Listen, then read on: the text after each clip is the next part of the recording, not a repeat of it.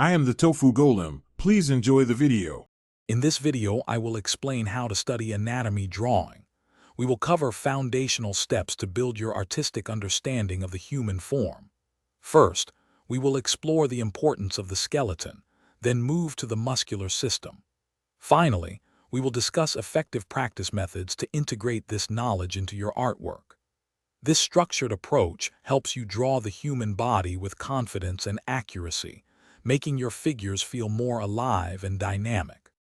The human skeleton, composed of 206 bones, provides the essential framework for the body.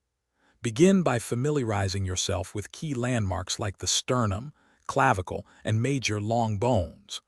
Understanding how these bones articulate at joints is crucial for depicting realistic poses and movement. For instance, the elbow is a hinge joint, while the shoulder offers a wider range of motion. Practice drawing the skeleton repeatedly to grasp its three-dimensional form and proportions. After the skeleton, delve into the muscular system, which gives the body its form and expression. There are over 600 muscles, but artists should prioritize the superficial groups that define the body's contours. Learn their attachments to the bones and how they stretch and compress with movement. For example, the biceps flexes the arm, creating a distinct bulge. Simplifying these forms into cylinders and spheres helps you construct the figure accurately before adding detail.